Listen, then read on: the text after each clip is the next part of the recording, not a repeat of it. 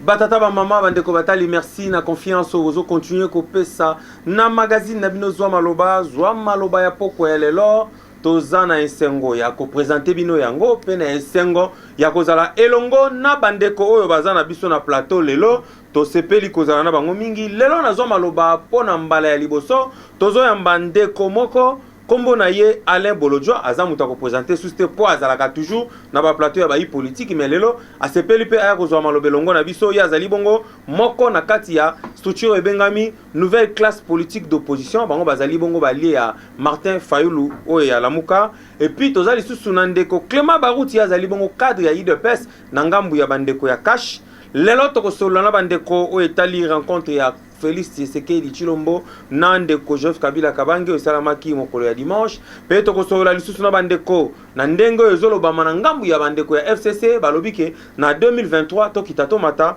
Joseph Kabila akozonga na bokonzi pe tokolobela lisusu ba recommandation 13 personnalités bakenda ko déposer na parlement pona ba misalo basalaki nde batambolaki ko visiter ba politiciens nyonso po ba ninyo bakosala oyo na oyo tangami ba réforme na mboka ebola business to bosanité bato bakangema ki baliaka mbongo ya salaire ya batu to bosani pe lisusu te likambu ya 507 milliards de francs congolais oyo ya reliquat ya ba salaire depuis 2011 mbongo moko ebungaka nango 50 personnes bakabolaka yango tokosola ndongo na bandeko pe toko changer makantina bango boko comprendre ninyo ezolekela bino tamsu na ndako bandeko bakosana ba analyse na bango et pe sabino vraiment moi sujet à ko réfléchir boyeba ndenge nini République démocratique du Congo ezotambola na moyi ya lelo nake kolekisa maloba na ndeko ya liboso oyo azali na ngambu na biso kuna oyo ayembala ya liboso ndeko na biso Alain Bolodjoa ndeko Alain Bolodjoa to sepeli ko yamba yo.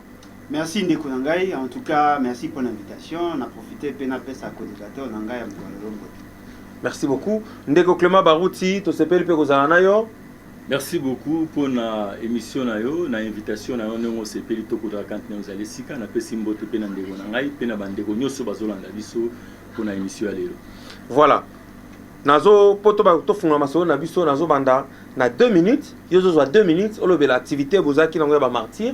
Ya bino ya parti na bino IDPS peut ozwa su ndeko Bolodjoa pa kozwa 2 minutes na ye alobe la passation ozo salama na ngamu na bango baza ali ya Martin Fayulu baza donc batu ya baza kati na kati ya Lamuka et ça là que président mais changer on va pas mwana mboka de Muzitu ezo kende na maboko ya mwana mboka Martin Fayulu tobani na ndeko Clément Barouti ozana 2 minutes olobe l'activité wana na yoki kanda ndeko journaliste tant aujourd'hui sanga go pesinga 2 minutes olobe la dikamotali ma martyr o basali ke état de droit na démocratie kota katna plateau spécial ezali pona yango s'il vous plaît plateau spécial ezala s'il vous plaît mais awa tozolobe la marambu plateau spécial c'est le journaliste tokei papa bandeko to utaki le 20 septembre pona commémorer mémoire na bango baza bandeko ba kufi pour que la démocratie côte na kat na mboka baza bandeko ba kufi pour que le multipartisme na kat na mboka na biso baza bandeko ba kufi pour être maponami et ya kat na mboko baza bandeko ba kufi pour être babenga au président Songolo président Pakala c'est à cause de ces gens là s'il vous plaît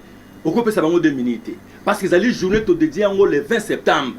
Vous avez vu ce qui était passé. Ni tete bandeko na biso wana tonga to rache makambo ebele boete. Même yomo pona nsango tango ye ao. Oza la liberté d'expression pour loba parce qu'il y a eu des gens qui ont payé le prix. Et parmi les gens qui ont payé le prix, ils ont bandeko wana on a zo qui a 20 septembre au IDP se commémoraki, au ezalaki perte ya ba vie ya batuana.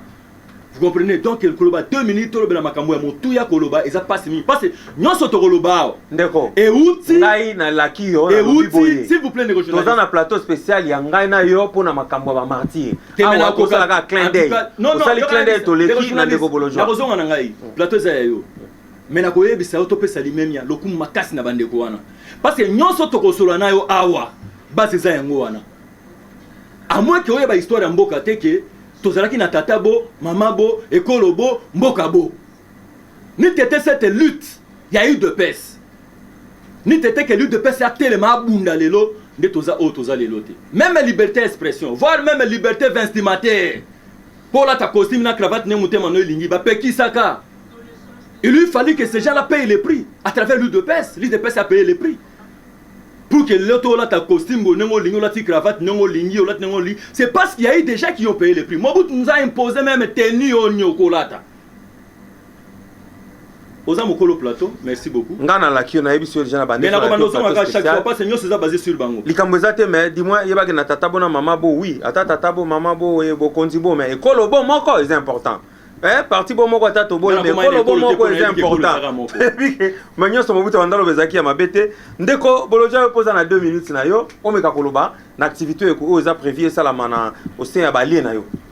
Merci na sala effort na sala économie du temps. Ouais. Effectivement, il faut tout kanisa bao nyoso bakufa par rapport à l'intolérance, à la gouvernance.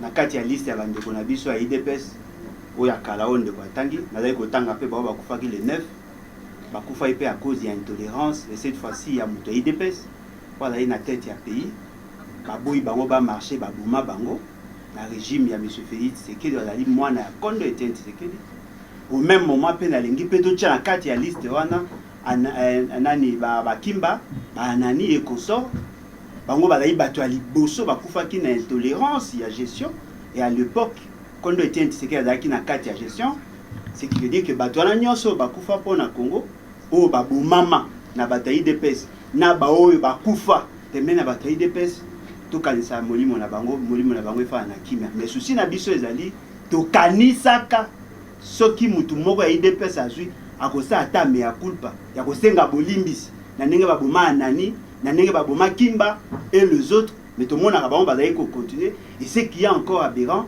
tout le monde a bango ba yamba Kagame oya boma ba congolais na kati ya stade de martyrs et si kama moko baboma nani na kimba et consort. Au-delà de ça de Konangai la Muka ezali une organisation privée. Yangina président qui nazali membre ya la Muka te. Biso doyeko soutenir des marches ya kulutu na biso Martin Fayulu oyo ezali kosenga le respect strict ya choix ya peuple parce que doyeko considérer M. Félix Tshisekedi a été kabilocratiquement élu et devant cette situation même bandeko bakufaki même Kondo Etienne Tshisekedi soka azalaki na bomo ilelo angayoka soni omona mwana ye a trahi mémoire na ye en acceptant Yakokoma aujourd'hui un bras séculier à M. Kabila. Il y a une passation entre Kulutu Nabiso Mozitu et Martin Fayulu. Mais ce qui est vrai, tout le qui s'arrêtant mingi à la bafé privé, tout le bélara plus marambo ya pays parce que on est concerné et le quoi ils sont concernés, M. Mozitu, M. Fayulu, M. Bembana Moïse Katumbi. Mais oh tout d'accord le babokondia kanyaka oyo ba memela biso oyo. Oh, depuis Moukini Banda, même un père, dans la dictature, jamais aboma ba militant. Mais, na bilan oyo ya bango, ba tchapelis ya bato, ba kufaki, ba jeune ba bomaki bango pour l'intolérance de 9. Ndeko bolo japo ezana maloba, olena yo zwa susu maloba to fongola siko premier sujet to provoyaki ko banda ko débattre na poko lelo. Est-ce que rencontre ya Félix Tshisekedi na Joseph Kabila ezaki vraiment opportun? Il a fallu bien ba kutana. Pour le profiter la rencontre en il faut batubaye parce que tu es dans un état atypique. Ndengezana la constitution ne représente plus grand chose. Tu es devant une dichotomie. Moi M. Félix Tshisekedi, il est président, mais M. Kabila est chef de l'État. C'est-à-dire que bangomi baye baye ko gérer mboka. Ce qui a eu ordonnance. Mais Joseph Kabila est sortant. Ah, mais on a sortant la constitution, mais na deal, bangomi baye baye ko gérer mboka. C'est-à-dire que M. Félix Tshisekedi a eu président, mais M. Kabila a eu chef de l'État. Ce qui veut dire que ce qui M. Félix Tshisekedi a eu une ordonnance, oh Kabila a l'ingité, et comme ma ordonnance médicale, c'est difficile à s'appliquer. C'est-à-dire que tu as un boye na boulou yeke, tu as battre place de Mambelel. En réalité, d'abord et bon on a autant de jeunes, tu as posé à te créer emploi. Tu as autant de chômeurs, tu as posé à te créer sur sa revenu. Tu as autant de problèmes à route et bon. Mais tu as comme la magamoumi qui a fait ce qu'il y a Kabila. Bien, tu as un certificat d'enregistrement à Congo. Pourquoi on doit parler seulement de ces deux personnalités-là? Pourquoi on ne peut pas prendre le temps de parler de l'État? Parce que nous, Bazo remarqué, au Bazar au Kanissaïne. Bazar au Kanissaïne, il faut Félix Tshisekedi à président, il faut Kabila à Pembene. Non, c'est pas ça. Biso doit na poser tant bobenga biso. Toi na ko critiquer programme ya gouvernance ya M. Félix Tshisekedi. So qui pèse alaka. Toi na poser boyisa biso ndeko na biso IDPS ya lobino voilà ndenge zawana. Tu as 90 millions d'habitants. Dans 90 millions, il y a par exemple 50 millions de Congolais. Au Balena âge ya kosa misala. Si on a âge à ça, autant bah dans l'État, autant bah dans privé. Qu'est-ce que nous devons faire pour créer des emplois? Bango va expliquer biso programme na bango, biso to critiquer ngokana la population vous a édifié. Mais chef de l'État ça sala moi loba qui a chef de créé un millionnaire, un jeune l'État millionnaire. Mais chef de l'État ça mon corps. Ndeko nanga lolo ba dali au se alors mec a créé un jeune millionnaire. Non mais attendez. Il a créé des jeunes millionnaires. Bon mon na possédé. Bana Jamal ba comment un millionnaire? Bon remarquez que ngote. Biso to na posta ba créer un plan. Yo ke ko zona réserve d'échange. 57 millions, toi là 57 millions, 66 millions. Oyo tonga bandako. Na moi na kata basoda, génie militaire ezali. Ba oyo ko tonga bandako bango moko. Ongo tonga na maluku. Benga ka une compagnie société congolaise. Yebisa ba jeune, toi na posa ko tonga 1500 et 300 logements sociaux. Boy o bateka ka brick baya, o bateka ka zéro baya, o bateka molo baya. Ba jeune banga va trouver un plan. Mais monsieur fait c'est que départ, il y a tongi à créer ba société ka ba Sofati. La dynamique Fati, les amis de Maman Denise, et si quand on a au moins est-ce que vous savez qu'il a fait pratiquement 1 année et 8 mois? Aucune grande réalisation, aucune. Parce que pas là que sur le programme à 100 jours, même sur la procès, il y a eu des détournements. À cause si la gratuité de l'enseignement, aujourd'hui 340 000 enseignants, hors circuit à payer. Et mais quand tu as ces mêmes effectifs, bah quoi? Non mais attendez, effectif, il y a bien un effectif sur base de quoi? Est-ce que les enseignants ont été pris en charge? Les classes, bah non, bah les classes pour avoir autant d'années. Bah un yo bah qui liboso, bah on va check mon liste, bah calapete pour vous en bon. Non mais ne kolanga bah tiens la liste était bah où qu'on recruter bah membres au sein des partis politiques. Tous ceux qui ont été sur la liste de Wana, Tilelo, bah côté on a budget. Bah ça n'est pas membre parti. Bah recruter bah membre parti. Mais ce qu'on peut bon on a débatté. Les syndicats a pleuré ici, bah le lit, bah le bilan, voilà, bah la liboso tout le monde a beaucoup dit à Kanyaka Oyo, Yakota Musamboka Mabe. Ce qui veut dire que le vrai problème est d'aller degré à dangerosité à gouvernance au FCC cache. Bon, il distrait biso d'Ata Bakutaina Félix, Ata Bakutaina Kapia. Ce n'est pas ça le débat. Débat na biso, to résoudre problème insécurité, yo so moi na Congo. Mutalongo na ndaku na kiko violer na centre de santé. Il a dit que Mboge comme il y a pour la ndegonangai. Pour dire ça, ceci n'a plus ce lali. Nous voulons avoir une bonne gouvernance avec des gens qui ont une vision au-delà de Zolo Nabanga. Ndeko Bolodjo na zozongela yo, ndeko Clément Barouti, Olandi na boke binyo son ndeko ko débatteur na yo, ndeko Alain Bolodjo, ndeko Alain Bolodjo lobi ata bakuta na ta ba sailo ba mona mboka zozela, bana mboka bazozela bonne gouvernance, bazozela sécurité, bazozela lipe monana, mosale monana, bazwa kisi, bazwa na sécurité bana bakenda la classe malamu. Yo lobi ni ndeko zo malo. Naza en face à nostalgique. Muto yo aza na moi difficulté ko yeba histoire politique ya mboka na ye. Je l'ai entendu parler ici citer des Anani Jérôme, des Kimba, tous ces. Bon, tu as des difficultés à autant comme moi Anani qui a fait la guerre ici comme martyr en Wezala. Okoki kotanga Anani moyebi tananya zaki nani asalaki nini na mboka.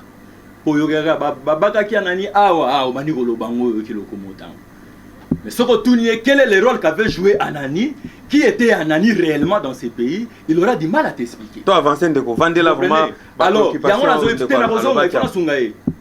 Jérémy ministre, on a un problème. Le Congo n'a pas été créé par les Congolais. C'est le roi belge Ndéaya a créé l'État indépendant du Congo. Et tant Wayaki a créé l'État indépendant du Congo, a même équipé système de gestion naïe. Et dans le système de gestion naïe, c'était plus la dictature. Les gens qui gestion moko, bamaneko imposé, bandeko nabiso ba Congolais à l'époque. Tant que roi Léopold a kéi, Belgique a kamati mboka. Po bamona gestion des alaki mabe, ba telemela kié, Belgique a kamati mboka. Belgique a récupéré mboka, a hérité la même gestion au ezaki a roi Léopold. C'est que la dictature toujours. Journaliste. Alors, ce qui fait que bandeko nyonso na Congo na a deux systèmes. Jusque là na Congo on a deux systèmes.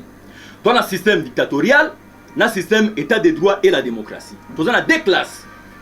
O yazali père, il y a dictature na mboka na biso, c'est le roi Léopold. Bandeko nyonso balanda qui est Tina Félix Tshisekedi, bazan école le roi Léopold. Deuxième école et quoi apparaître na événement, il y a eu de peste. Avec comme à la tête le feu Etienne Tshisekedi wa Mulumba qui a proposé un autre système. Il a proposé quel système? Un état de droit et la démocratie face à la dictature, nous étions en face de deux systèmes. Et Félix Tshisekedi est dans cette école de fait Etienne Tshisekedi ou Mulumba, pas comme quelqu'un qui était en train de prêcher, parce que Tshisekedi le père, il y a Zala qui est enseignant, abandonné côté à l'état de droit dans la démocratie, comme Amando peut savoir sur théorie. Mais pratique, c'est quoi ça que ça le mana Félix Antoine Tshisekedi? Mais pratique ça m'a Félix Antoine Tshisekedi. Ba préoccupation en décobologie. Yamona zoye bisayo. Kendeko azibi histoire ya mboka te, il cite le nom des gens sans maîtriser. Nazo kitapo na koye bisayo. Na nani makambo bele nazo longola moko moko. Yami balé kolbake Félix Tshisekedi a trahi. On ne sait pas trahir en quoi. Si un peuple vous élise, va passer au pouvoir au Kambabiso, na programme aux anango ya kitoko. État de droit na démocratie kota na kat na mboka. S'il appelle ça trahison, je ne sais pas. Na mboka na bango, ceux qui ont des trahison, sont nous mettre projet au peuple appelé sur Bokonzi en place et commis trahison. Na o etali co-gestion. Mon frère est tenté d'ignorer quelque chose. C'est ce que j'ai dit. Il doit lire sa constitution. La raconte, cette coalition. Ozomo na cash na FCC. Ezate que Moubadi aluri mwasi na nzela mwasi andimi bafanda libala mandobo tabana. Non. Ça c'était une obligation constitutionnelle. C'est que cela veut dire quoi? Il doit savoir. Ce n'est pas un problème de dire caché ou dans Dieu. Non. C'est la constitution qui nous a menés dans cette réalité. Cela veut dire quoi?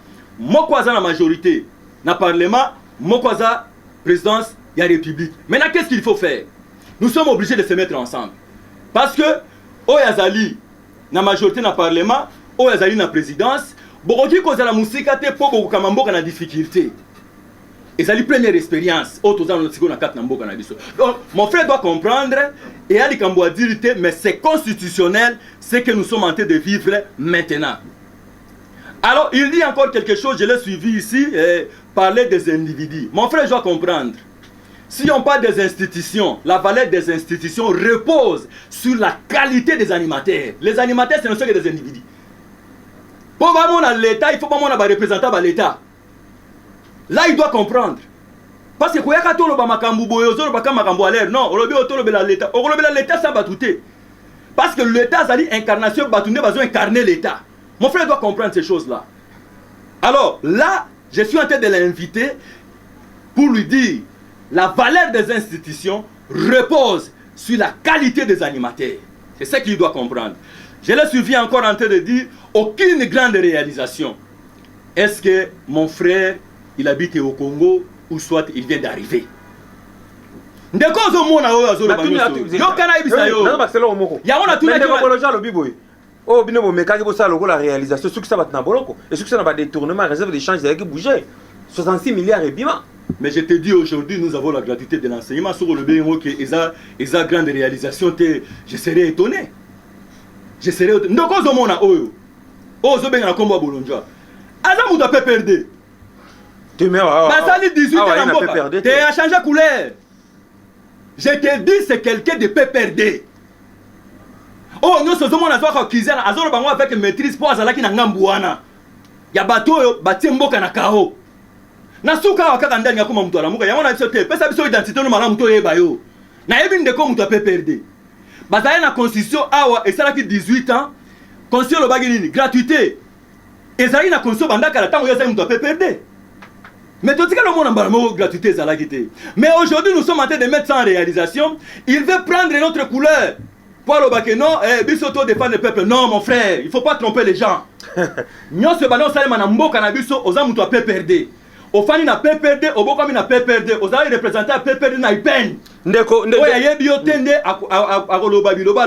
je te maîtrise très bien. Ndeko Clément. S'il vous plaît, c'est la machine. Non, Ndeko Clément. Aussi 6 minutes. Aïe. Bon, on a comment le baba vérité, comment on peut que ça. C'est ça, la vérité de mes temps, c'est équitable. Ndeko a changé Varese 2 fois. Likamute, Ndeko. Azali na Varese un jour. Arrozatin a rencontré. Arrozatin a rencontré. Ndeko Alain Bolodjoa. On a dit Ndeko Clément, lobby. Oh, bino bozolo ba wana peut-être les amotés en bende bozo mona. Mais la lobby ata makambo itali ya la muka te passer sur la muka. On voit que mais il parle ozo katanga. Na pesa ki o minute na yo o gérer. Soko goya ko rencontrer moninga gérer kana kata minute na o pesa. Pas trop plateau na ti. Ndeko bolojo la ndeko lobby peut-être monter en mabe, ndeko ça que bozo reconnaître te yo boza ki ngambo komi ngambo yo. Azaki na PPD ngambo te lo ba clair. Azaki na PPD ngambo lo ba minga. To lo bela ka batote to lo bela ka bato mingi peut-être lobelaka vraiment mingi misala to réalisation ozomona na oza na bénéfice ya Congo mobimba eza nango mpe mabe te so nazala kovanda na lopango ezalaki numéro 4 namoni ke numéro 4 esimba te na changer na ke na numéro 8 ntango soko na nde na kozwa kimia eza nango normal ndeko bolojwa bayimboka misusu oyo tozomona bandeko mingi ya ngambu ya FCC bazogire kaka na retour ya Joseph Kabila na pouvoir na 2023 point de vue na est-ce que ça suis éligible ndeko na ngai contrairement à agitation na yoki awa ya ndeko na ngai Jéré minute na yo soko rencontrer au remarquaki te nga azalaki na géraki minute likambo te bango nde moto azali na cadre ya délire parce que bazali bato baparlementaire debout effectivement il y a un problème ya histoire ndeko na ngai nde peut-être ayebi te eloko auti kosala ezali forme ya mea culpa Etienne Tshisekedi azalaki parmi bagestionnaire kobanda na 1965 il a assumé de hautes fonctions dans ces pays. Tango babomaki anani, tango babomaki Kimba, o bazaki ba membre ya gouvernement et les sénateurs. Ndeko nanga azako bosa ki l'acte. Tuna na anani azaki na gouvernement Lumumba. Il est important. Ndeko nanga. Ndeko bolotana na protéger loba. Yo mutozo sa semblant ko ebisi. Tuna na nde Kabundi.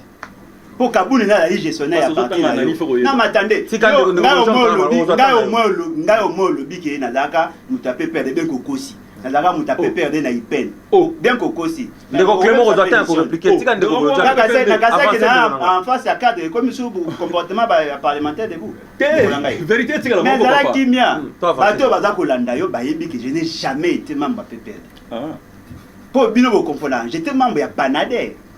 PPRD c'est une réalité statutaire. Pour être membre, il faut y adhérer. Mais il y aura ce qu'on appelle l'histoire à passer. L'histoire à passer. Quand Etienne Tshisekedi, à la membre MNC, à Longwe, à côté MNC Kalonji, les Colombiens sont disciplinés. Il y a eu qui est parti dans nos Arabes, mais ça a été fort. Toi avancé de Kobolojo. À la qui membre MNC, à commis na MNC Kalonji, à qui na un père, à Kota na Konako. Basali Konako, aeko kende sous aeko ça IDPS, baeko ça IDPS ba Tshisekedi. Combien de partis? Il a changé combien de fréquences? Est-ce un problème que l'on a Panader Koya n'a créé parti? Ça c'est un faux débat. Différence y a ngai na yo ezali que yo ozali kotambola le quoi robo bala ko la kisaon de la kolana. Moi je suis un homme libre. Même à un côté d'un parti, si je sens que le parti ne fonctionne pas, ou la plateforme ne fonctionne pas, moi je quitte. Moi je ne suis pas fanatique, le royaume. Et pour le Bakinga, effectivement, ton chef, il y a parti, moi j'ai fait l'IPEN, je suis fier d'être membre de l'université. Je suis fier de passer par l'université. Non, mais c'est bon, parce que j'ai été formé, j'ai été modelé. Bon, Yabino, D6. Rencontrer Bissonano à l'Ikamba 2023. Mais il a le baboué. Mais ce Félix, c'est qu'il dit, le fait seulement qu'il a cautionné la forfaiture électorale. Kabila a commis un pouvoir plaigner sur l'État. Kabila a dit qu'on manipule l'Assemblée nationale, le Sénat. Aujourd'hui, en sus, il y a des institutions, il manipule l'institution présidente de la République. Ce sont là des réalités. À cause de ma tête, ah, d'après la Constitution, à cause de non, mais attendez, non, il peut postuler. Il peut postuler. Hein? Mais Kozonga naye, ezaka na bokonza kanyaka. Mais dès lors qu'on peut postuler, donc Azane na champs libre. Non mais attendez, ko postuler na ko legeza bilo mibali. Monde ba ça manigance pour tricher. Mais ce fait c'est qu'il n'a pas été choisi. Il n'a pas été choisi par la population. Mais comment est-il arrivé ya kokoma président de la République? Bill. Ndeko nanga bateka milimo ndeko zo mona bango bateka milimo. Kabila comment ko manipuler bango lokwa ba chaussette. Ils ne valent plus rien. Attends, le bahana, pouvoir. Mais en réalité, ils ne représentent plus rien. Parce que le Rosali, vous voyez, il faut voir. Ce que Teki Moli Monayo, Ato Lati costume, comme il pamba. Comment voulez-vous, Etienne Tshisekedi qui prétendait avoir milité pour Nakokoma, Tokoma démocratie? Son propre fils n'a pas respecté son mot d'ordre. Ce sont là des réalités. Ceci n'a pas de nous voulons des changements. À n'importe quel prix. Tout ça n'a pas beaucoup échangé. Mais qu'on ne changera jamais ce qui Félix Tshisekedi a pris. À n'importe quel prix. N'importe quel prix. Bah tu vas faire un ndako mituni. Ndegonangai, batuna, bayeba, bagota la constitution. Ndegonangai, n'importe quel prix. Ah bon? Même s'il faut mourir, nous sommes prêts. Parce que le Robino Bozoé batté. Est-ce qu'on a dit que M. Félix Tshisekedi, Azako ça l'effort, bah ça recensement. On va recenser les Rwandais. On va leur donner la nationalité. Objectif, il y a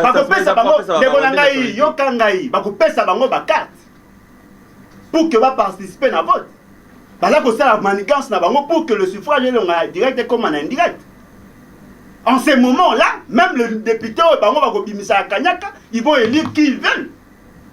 Ils vont voter la souveraineté à peuple. Mboka o pays c'est qu'il y a gérer. Ce qu'on t'a là, on t'a dit qu'il y a un indicateur. Au moins que le pays va très mal. Mais nous, on a un mais quand on peut imaginer, pays c'est qu'elle arrive au pouvoir, m'a désoumis de ça. Tout n'a maman n'a pas eu ça. Au prix commis combien? Et Kolo à Massangou, il a qui dans 750. Tout n'a maman n'a pas eu commis combien? Soda les lois a touché combien? Mais ce pays c'est qu'elle a multiplié par 3 la rémunération à Barja en présidence de la République. Le garçon de la maison touche $1000. Général, moins de $500. Vous vous imaginez? Et là, on est changé. Combien de temps? Oh, tout ça là, 37 ans. 37 ans, oui. Mais à l'époque, il y a IDPS à Kala. Kaboul ne pouvait pas être secrétaire général. IDPS au Toyebaka, à Belgique, à Ekonsor, et c'est Koufa. Oh, ils allaient IDPS à militant. À cadre, à Kenda. Kenda retourne à Bako, à Sala IDPS à Kala. Bah Corneille, bah Corneille, ça va pas Corneille et tout comme ça. Ils vous diront que l'UDPS, il y a l'Iboso, ils ont ôté. Il y a un autre Bible. Le corps à M. Félix Sekedi, alors qu'il beaucoup de ndenge à ma paix. Alors que ça, il a un ndenge à ma paix. Tout est dans la Constitution. Article 64. Il faut que M. Félix Sekedi, Kabila, FCC cache, tout est dans le bande. Tu as instauré un nouvel ordre politique pour amener les changements. À cause de Moussala, tant que Félix Sekedi à cause de Awan. Ceux qui vont créer l'association Mogo ou l'association Sofati, ça c'est sans son travail. Il n'y aura rien parce que M. Félix Sekedi n'a pas de programme. Voilà. Il n'a même pas de budget. Ndeko Bolojwa à lobby, Ndeko Félix Sekedi programme est en côté. Aussi longtemps que Ndeka Boyelo côté, mais on va appliquer l'article 64 de la Constitution. Eux go sala ke tabou la raza. Eux go ya. Essentiel gars que pouvoir le monde beaucoup de bazanango. On va replacer un mot là-dessus. Si on rencontre ma préoccupation, gérer minute nayo, peut un mot sur le retour. Il y a Kabila en 2023. D'après la FCC, bima bazo le vilaka elo kwango. Ndeko Bolonjoa azonga le sour comme tant constitution de la République. Ils ont dit mon côté zali secret entre Kabila na président Félix. Ils ont dit accident y a histoire aux constitutions imposées biso. Mokwaza na majorité à parlement, Mokwaza président de la République. C'est ce qu'il doit retenir. Quand je dis qu'il était à l'IPEN, ce n'est pas à l'université. Des journalistes. Mais il faut le connaître Panader les Akinine. Maintenant, on a évité de parler des partis politiques. Il y a mon pandi nini. Il y a bien le côté FCC cash. Si on est embrouillé, ma papa. FCC Zali cache Zali. Et ça côté ni cache ton FCC. Non, mais attendez, qui gère? Mais c'est soit clair. Ils ont FCC ou les FCC? On en a déjà. Tous à la claire. FCC cache, basé la coalition. Mais FCC Zali cache Zali. Panadé Zali quoi? Toké malin. Na cache à gouvernement. FCC cache.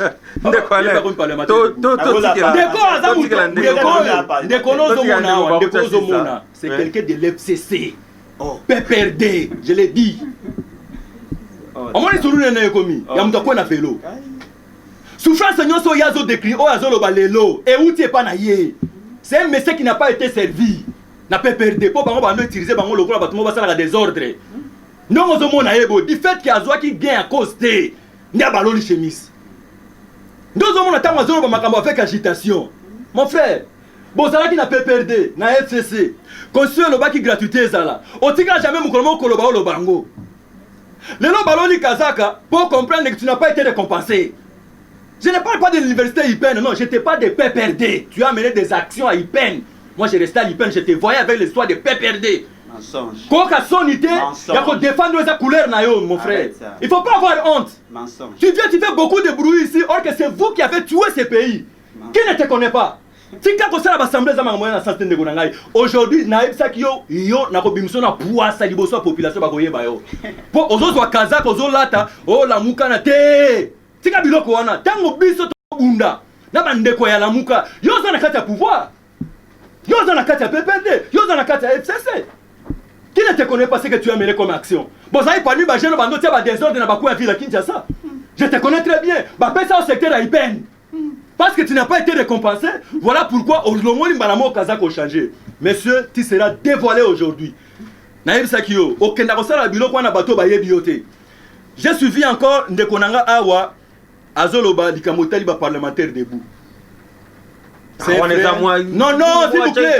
Hey, les parlementaires debout ont joué un grand rôle dans ces pays. Si aujourd'hui on parle d'un état de droit, on parle de la démocratie, même les libertés, il y a ça dans la télévision. C'est parce que les parlementaires debout, bah faire qui coulait ça dans Bango. Il n'y avait pas la liberté d'expression. Now qui a une nouvelle classe politique congolaise. Et cette nouvelle classe politique congolaise est route à modèle. La nouvelle classe politique congolaise est à conséquence. Il y a gestion transparente, il y a démocratie, il y a état de droit. Tant que tu as mis Beko, tu vas se convertir, mais la nouvelle classe politique est bimi. Et ça, il y a malobaté, il y a malobaté, il y a malobaté, il y a malobaté. Mais maman, elle est quand même noté Kabila na 2023. Kabila manipule même l'instruction président de la République. Mais le monsieur oublie que conteneur à maman olive le loza au Kangam. Yo exemple. Et si c'était que Fanda Kimia papa, les gens naïfs ça qui au cause rabato ba yebiote. Oza mutu ya FCC. Loko lozala qui récompensé te yango hier au cause rabato la muka. La muka ne te connaît pas. Oza fonctionne dans la muka. Demande la fonction s'il vous plaît. Non non, laisse-moi. Batu bazo embrouiller population bango. Ngana zo peso fonctionne s'il vous plaît. Non, s'il vous plaît. Tokendeko. Bandeko ne bazo embrouiller population. Nazo yebisa yo, il faut population mona bilongi na bango. Pour ndeko nazo yebisa yo 18 ans sur la souffrance auto sali. Oya zolo ba théorie ya baneza bango. Donc nazo yebisa yo bondeko journaliste. Nous devons dénoncer bateau bazoni na baboko la kazaka pona koya okosaka batu. Tika na yebisa yo nanu. Parce que ndeko zolo ba mingi papa il ne maîtrise rien. Quand tu parles des parlementaires debout, ce sont des gens oyo balakisi peuple congolais kolongola à bas la paix. Pour affronter le dictateur en face. Les parlementaires debout ont affronté Mobutu, ont affronté Laurent Désiré, ont affronté Joseph Kabila. La carte à Congo, et puis Nasuka, ce n'est pas facile. Écoutez, Kabila, c'est là, Naïbisayo, je comprends de l'autre côté. Quand les gens ont Kabila, on va dire.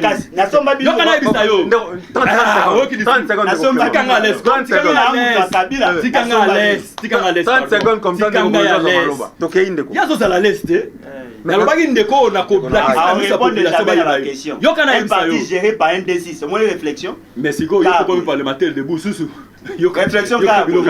On pose une question mais on peut ça jamais. Les niveaux est trop bas, ça me dérange. Alors s'il faut que je puisse mourir, je mourrai. Il ne représente rien. C'est monsieur que vous voyez. Il y a des gens qui vont me mais c'est une fois parmi tant d'autres. Ceux qui battent Bakolanda, ceux qui battent Bakolanda, ils ont pour ma béo à Salatan, na PPRD, na FCC. Na Ebisakio. Azan de pardon. Ah, tikanga les. Il y a lobby institution présidente de la République, Kabila ont manipulé. Les gens ont va contenir la maman Olive. S'il vous plaît, laissez-moi le temps d'évoluer. Non, on ne peut pas prendre. S'il vous plaît. Est-ce une utilité la question de l'État? Non, pas les gens ont dépouiller. Les gens ont dépouiller. Si quand tu n'as pas la parole. Il doit prendre avec beaucoup d'émotion. Les gens qui nous suivent au Kassai Tingana et Tokokana. Ouais, de Kobolojoa. Toyokana. Ndeko Clément. Tokokana. Po yo zaki na PPRD. Ndeko Clément. Église basala na be. Tosala ngote. Ndeko Clément. Tosala boy. Ndeko Clément tosala boy. Ozana 30 secondes. Chité. Ndeko Bolojoa zo maloba. Nazo tiga. Ndeko Bolojoa zo maloba. Parce que minute zo kende c'est la biso. Nazo chité koloba boy. Ndeko journaliste. Na isa kyo lelo. Ndeko ifuna tika ependa pour le peuple congolais comprendre. Ozona nanga très bien. Lelo alobi ke ndeko Joseph Kabila ndaza ko diriger ministre président de la République. Mais biloko ekangami na douane. O efutaka ba impôt na ba taxe c'était plus de 500 conteneurs. Et ça biloko maman Olive. Donc pour dire que ce mobile nem to mandeko manipuler. Nani akokangango. Lelo ba port. Toi na ba port privé, ba ledi ba port rebelle. O FCC atia yango na ndenge na. Ba kangi ba port wana. Quand ndeko Joseph Kabila mto diriger. Lelo gratuité enseignement. Bango tang bazana Kabila batika ko sala ngote. Siko ndenge Joseph Kabila sala ngala lelo tang yazana bokondité. Mon frère, tu dois cesser avec ça. Na yiko chite ko yebisa yebo. Notre président Jean-Marc Kabundi, il n'est pas ce que lui pense. Yazana likanisi akala soki otanga classe osilisa okotanga lisute. Kabunda sa silisa déjà na science politique administrative. Oh, yazo ça les alliés droit ya sika. Eza lokola nga nazo yebisa o. J'ai terminé les études à l'USC na kesu ko banda sous première na science politique na IPEN. Merci. Cela ne veut pas dire que na première sika. Confusion monsieur. Zo maloba na eloko na pesa yo 3 6 jours 5 yango. O gérer moi temps wana penza po bande ko nanda ko ba comprendre. Ndenge minute zo kima to risquer to si ça programme to yaki nango telelo. Ndeko bolo jwa okaki awa ba enquêteur ba bimisa ki likambo ya 507 milliards de francs congolais comme ba reliquat ya ba salaire. Oye banda ko bunga banda bancarisation en 2011. Et bunga kaka. Groupe moi 50 personnes ba se partager gâteau wana likambo bola business. Batu kangami na mbongo baliaka ya ba gonflaki ba liste pour batu banda ko za salaire kuna na mbandaka batu bazanga ko futa maka pe likambo ya 13 personnalités bakenda ko déposer ba résolution ya ba ndenge ba tambolaki na Congo. Bakenda ko déposer ba proposition na nyos na Assemblée nationale pour la likambo etali ko revoir to ko revisiter les sous loi etali seni loi etali sei loi etali mode ya scrutin le reste ndenge batu bazo kanisa ki il faut ba changer yango comment koza na tour moko en fait ba eza na mode indirect zoma lo bandeko ndeko langai. Je crois que la philosophie à émission na bien que ça imba liboso na comprendre que ça a un caractère moins pédagogique. Et fort malheureusement ton invité ne valait pas la peine. Moni, il y a des parlementaires debout. Même son raisonnement, aux autres sentir, il y a bateau par réfléchir à ça. Effectivement, moi j'étais membre d'un parti politique. Il y a qui membre il y a PPRD. Il y a là qui membre IDPS. Mais IDPS aussi tout par rapport combattre à Kabila. Maintenant ça il y a Kabila Nzale le coup de Félix Tshisekedi. Qui a Kabila? Ndeko climatique ndeko bolojam ndeko nanga yokela peuple mawa nazo bisayo batu mususu baza ko mériter ko passer na TVT. Je suis désolé. Bazo mériter te. Moi les là batu ça la confusion. Quand ils font leur débat dans la rue, mutakot a contre des arbango ezate. Moi nda comment agiter. Demandons alors à la population que vaut la présence de Félix Tshisekedi à la tête du pays aujourd'hui. Il représente quoi par rapport à la solution? Rien du tout. Et là, Tijimou, zéro. Mais 705 non, mais attendez. 7 milliards. Non, mais. Et où tu vas en 2011? Non, mais attendez. Non, mais attendez. Ce qui s'est fait aujourd'hui, c'est parce qu'ils sont en coalition. N'est-ce pas? Basangaït. Basangaït nanan. Na Kabila zo va la soutenir. Ceux qui n'ont pas l'église n'ont pas vu que c'est un menteur. Parce qu'il a une facilité à Kokosa. Ceux qui ont vu que c'est un négocié à Moboulou. Mais ceux qui ont dit à Solo Mambazolo, Moutati n'a pas vu avec l'autorité morale et FCC cash. Aujourd'hui, ils sont en alliance. Autorité morale FCC na cash. Ah, FCC cash. Autorité morale FCC cash, c'est Kabila. N'est-ce pas le balelo? Badunion so ya le big na on peut perdre l'ongwe. Ils ont un pouvoir. Quand Kabunda a négocié avec qui? Bah, on peut perdre. Ils ont un petit longue boy. Bolobi n'a pas qui na moi si à Ndumba. Mais moi, si on a commis moi si Nabino Lelo. Si moi j'ai soutenu Kabila, mais vous travaillez pour le compte de Kabila. Aujourd'hui, ils sont dans le deal avec Kabila. Ils sont manipulés par Kabila. Bolana Kaboun était dans le lobby. Ouah, Kobunisa Kabila, Lingi Kabila, Félix, ça va pouvoir tenir dans le banc. Nekonanga, il y a un débat à la société. Ce sont des incultes, des gens qui n'ont aucune maîtrise sur le fonctionnement de l'État. Vous voyez bien le Robassa. Babino, exonération, ils allaient détournement, 5 milliards de dollars. Conséquence, ils ont suspendu les exonérations. Conséquence, Nango, ils allaient le hausse des prix sur le marché. Il faut connaître l'État pour mieux le servir. Exonération, ils ont surtout la guissée, ils m'a bêté. Moi, j'ai fait l'économie, je suis fier d'avoir été formé à l'Université pédagogique nationale. Je ne suis pas comme bateau batanga à l'objet. D'abord, alors Kaboun atanga. Kaboun il est moi cause ça bateau kala imbu. Ndeko bolocho boya ki débat tout autour ya bateau. Naza na posto ba occupation na Kaboun de oya zo batanga. Kaboun akosa na origine na identité na akosa. Akosa bateau kala katangé. C'est un kassayen. Akosa. C'est-à-dire qu'il y a beaucoup de choses qui sont atanga ou à ça c'est na c'est à déposer des documents. Ndeko la baza ko mi kosa ba ngo ba ko se distraire. Ce qui est vrai aujourd'hui. Tant on va s'entretuer entre bango, conflit d'intérêt, ça ne fait pas avancer les pays. Aujourd'hui, la population a comme la misère, elle a comme la passe. Quand on parle de droit d'accès à l'éducation, c'est ce que nous appelons communément la gratuité de l'enseignement. Mais en sus de la gratuité de l'enseignement, il y a aussi le droit au salaire. 340 000 enseignants hors circuit des pays. Vous parlez de la gratuité alors que les enseignants qui transmettent la formation, la connaissance ne sont pas payés. Hein? Est-ce que vous voyez qu'il est tout ça? L'école Ming publique, c'est un Minerva. Pour la confirmer, moi, il faut vous 30 $. Ça, c'est du monde. On vous a vendu du vent. Et ce n'est pas comme ça qu'on doit réformer l'État. Mais c'est Félix Tshisekedi, c'est un danger pour la République. Il fait des choses avec des émotions. Conséquences dans vos années. Taga niveau. Le pays va très mal. Commenter les camarades. Ils ont dit que les gens qui prestent ne sont pas payés pour la plupart des cas. Batumoussou c'est bazar qui va fictif. Bazar Kolingasko, bazar qui n'a intention, l'État a appelé, il y a Kolinga ko réformer l'administration pour connaître qui est qui et qui fait quoi. Aux yeux programme il y a 100 jours. Plus de 488 millions de $, décaissés. Oh, qui n'a programme na bango. On vous a embrouillé ici dans le programme à logements sociaux. Où en sommes-nous avec les enquêtes? C'est-à-dire que nous, la quasi-majorité d'abord, ce sont des mafieux. Des gens qui viennent pour se faire une santé financière. Il y a un moment où des ordres, surtout pourquoi? Parce qu'il y a un problème de leadership. Dans un parti politique où le président a assumé la fonction d'État, il prend son secrétaire général pour assurer intérim. Il n'a pas à disposition ni à statut.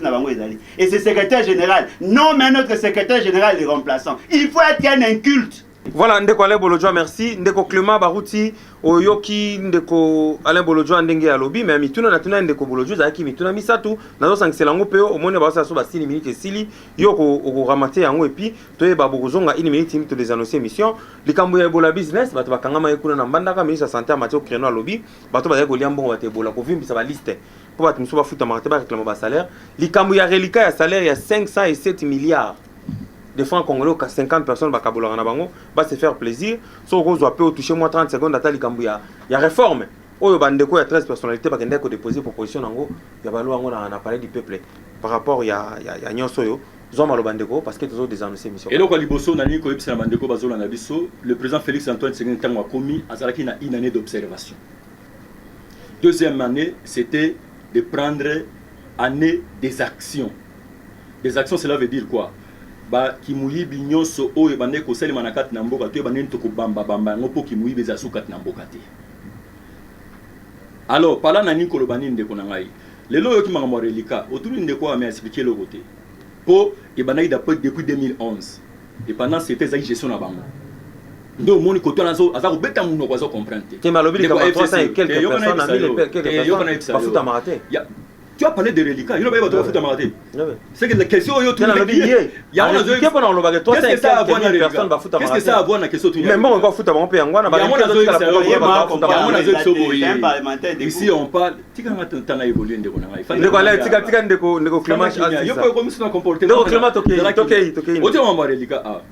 Pourquoi des mecs attendent la gestion Félix Antoine Tshisekedi? Parce que Kanga Mouibi. C'est pour dire quoi? Nous, notre gestion, on ne peut pas être solidaire avec les mâles. Même si tu es le nôtre, il y a le ministère de la Santé. Ce ministre de la Santé, il y a un débat. État de droit pour nous douter. Déjà, je fais. Je fais. À libérer, c'est que belé. On est non, non, nazo ebisayo. Ah ouais, on nazo ebisayo. On est ndeko aza en face nanga na ebisayo. Makambo, ouais, merci beaucoup. Ndeko aza côté nanga oyo. Makambo barelika oza bango bande koliamo. Tango za ina kaya ya Kabila. Donc l'inspecteur va couper le cadavre dans le placard, il y a depuis 2011. Non, il y a nazo ebisayo. Tango to bois qui ba inspecteur ya finance. Tant que tu as un inspecteur judiciaire, et ça, biloko bango baboma qui a pas contrôler la mission de l'État. Tant que tu sais que cela veut dire quoi? Nous avons amené un nouveau système de gestion où tu as plus qui est transparence dans la gestion de l'État. Mais une seule chose est vraie, ce sont des choses qui ne peuvent pas se passer automatiquement. Pour ma béo bandeko basali na mboka et l'équipe makasi. Et que ça est automatique. Ndeko ozomona oyo nazo ebison ndeko na ngai peut-être les populations zomone malamu te te tozongela sunde ko bolojwa te yo sita de matière nyonso oyo zolo ba awa de matière bango nde bazaki ba jeno wane ko tinda bango pona ko ne ko menacer bato bazaki contre régime ya ndeko Kabila ba jeno ngo bango oyo yeni azalaki responsable ya secteur ya IPN malobi batanga na IPN ndeko te nazo yebisa yo je sais ce que je dis Donc lui là, en parlant de mal il y a 18 ans, il a contribué à 90%. Nous sommes tous au bar de quoi yebi. Nazo ka Yesu swazolo ba likambo etali ya autorité morale FCC cash et c'est Kabila. Mon frère, na yebi que chono osala Kabila parce que kunande ozala ti lelo. Oh, une nouvelle classe politique ozo ko sabato bazo comprendre. Entre Félix na Kabila, yo ko na Kabila. Batu ba yebi yango nyonso. Vous comprenez? Mais une seule chose est vraie. Mon frère, je suis en train de vous le dire. Les histoires sont en train de se passer dans ces pays sous la gestion de monsieur le président Félix Antoine Tshisekedi Tshilombo.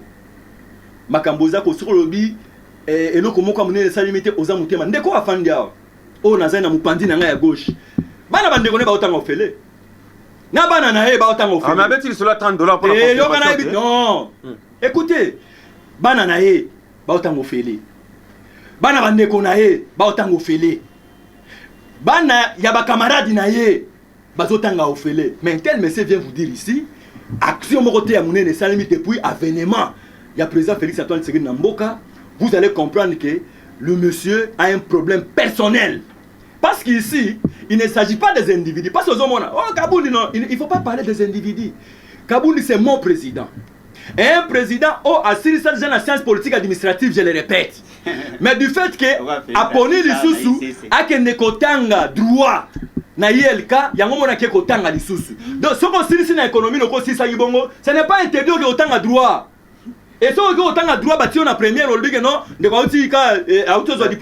non, on peut avoir dans la vie 5, 6, 7 diplômes à une seule condition, aux à l'énergie, aux à l'efficace. Mais dans tout ça, c'est là. Ndeko Clément ici. Ah oui, on a quand même débatté aussi là. On a regretté ma casse. Ndeko Bolo Josa une minute. Ndeko Ale Bolo Josa une minute pour conclure l'émission. On a tout le monde tourné. Na une minute aux libre. Na une minute. Ndeko Nangai, au moins le problème est à lever à gouvernance. C'est d'abord la qualité à bas dirigeants et surtout l'entourage. Pour moi, ce Philippe, M. Félix, c'est qu'il y a quelque chose. Il y a trop de confusion. Tout le monde a gestion en bon. Il a multiplié par 3 la rémunération sans tenir compte de l'évolution économique. Par 3, la rémunération à bas agent. C'est-à-dire que le tout ça, a un dépassement budgétaire au niveau de la présidence de la République. C'est ça la bonne gestion. Il a pris plus de 60 millions de dollars à Pesna Djamal. Est-ce qu'il savait qu'il y avait une loi qui régissait le secteur?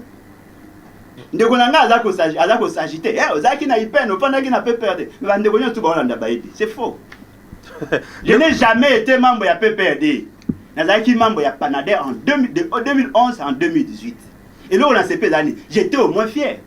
En face de moi, il y avait un chef qui avait une grande vision, qui a un passé. Un retraité d'administration publique. J'ai au moins des notions sur la gouvernance. Mais de l'autre côté. Merci Ndeko Bolo Jaone Zaki mon ya conclusion pour nous maloba ya poko alelo. Ndeko Clément yo posa na 1 minute, za libre na 1 minute na yo. Loba oyo za na posa ya koloba et puis to désannoncer émission. Na mon ndeko na lelo na problème très sérieux na plateau. Déjà na zo bisayo la présidence de la République, la présidence de la République batika jamais qu'on multiplie le salaire fois 3. Nazo bisaye. Et puis deuxièmement, nous avons expliqué, ce n'est pas le président de la République, Paul Biya qui est crème, Aouti na Panader et crème. Ce n'est pas le président de la République qui donne l'argent aux gens pour aller exécuter le travail. Vous avez la maîtrise de la gestion de la République. Mais il faut savoir que ce n'est pas s'il vous plaît, laissez-moi le temps. S'il vous plaît, ce n'est pas le président de la République qui distribue l'argent aux investisseurs, aux gens qui viennent travailler. Non, non. Azan la maîtrise. Azan la difficulté. Tant que va Panader les crème. Mais crème en FCC bando tina bango ba yekota na balier sacré na ba temple crème en zo komisa yangwana. Nazo ebisayo. Ndeko na ngai. Tika na ebisayo. Le président Félix Antoine Tshisekedi a un grand travail. Et le grand travail à faire, ils ont ndeko yo moni. Parce que lui il a quel niveau la gestion pour avoir ça makamba ba mona. Ndeko Bolo je 65 minutes. Tika Ndeko Clément 5 minutes des annoncer mission. Ndeko Bolo tu as tika ça. Achite to kene to des annoncer mission. C'est que tu ne connais pas. Dans un fonctionnement du gouvernement, chacun a ses attributions. Il y a un ministère de budget, monsieur. Laisse ces histoires. Na ebisio fanda kimia. Fanda kimia. Dans un monsieur Félix Tshisekedi a Keneko Bimisambo na banque centrale. Ndeko Bolo tu as tika Ndeko mutaki na maloba achite to des annoncer. Non mais niveau à débat là c'est trop. Tika Ndeko achite Ndeko 30 secondes chite na des annoncer. Il a sa charge un budget pas président de la République. Voyez-moi un tel monsieur. Il a toujours l'idée de la dictature où le président de la République faisait. C'est un dictateur. Félix Tshisekedi, c'est un dictateur. Laissez-moi le temps de parler. Félix Tshisekedi, c'est un dictateur. Lorsqu'il prend les compétences d'un gouvernement, après c'est ndeko Alain Bolodjo atika ndeko azalaki non mais alors va neba inefficie afandaki azoyoka yo tika ye na 30 secondes acheter tolongwa te annoncer émission ndeko Bolonjoa okosi 30 secondes des annoncer émission mingi ba peuple congolais okosi mingi ba peuple congolais nazo yebisa yo boyo il y a des histoires que mon frère tenté de dire ici tu comprends qu'il ne comprend rien azobenga panadere crème parce que ba fausse commune maloko ezali po ba lobaki déjà avant tout longwa et là biloko c'est important il faut na répéter on peuple atala bilongi na bango. Vous comprenez? Peuple fatal la bilongi na bango. Alors, par là je suis en train de vous dire quoi? Aujourd'hui dans notre pays, le président Félix Antoine Tshisekedi est le choix des yeux pour le Congo. Et tel que nous sommes là, peuple congolais. Kabila il a été choisi par Kabila. Non mais Kabila Komanza bazo ba choisi Kabila a été choisi par Barouti azalaki na biso na poko ya lelo azali cadre ya UDPS. Tozalaki pe na ndeko Alain Bolodjo oyo azali moko na kati ya nouvelle classe politique d'opposition azali bongo allié ya Martin Fayulu Madidi. Tozalaki na esengo ya kozala na bango na poko ya lelo tosolaki rencontre Tshisekedi Kabila, tosolaki sur retour ya Joseph Kabila Kabange selon famille politique na FCC na 2023 ndenge bazo penser tosolaki makambo ya Ebola business na bato bakangemaki pe tosolaki lisusu likambo ya 507 milliards de dollars de milliards de francs congolais oza ya reliquat ya salaire depuis 2011. Il semble que groupe moins 50 personnes de se partagent bagatelle ya somme oyo tokutani na prochain numéro bokolanda émission na rediffusion mercredi na 13h15 minutes. Gloire Kayombo azalaki na caméra, Justin Bendele azalaki na caméra, na réalisation ya Justin Bendele pe Samin Tsumbu na coordination, Laetitia Masiala azalaki pona ko bakisa pe mo eloko moko, tomoni susu Noela Bolumbu pe azalaki na mopandi ko bakisa quelque chose pona émission et Simba ekenda malamu. Tokutani na prochain numéro, au revoir.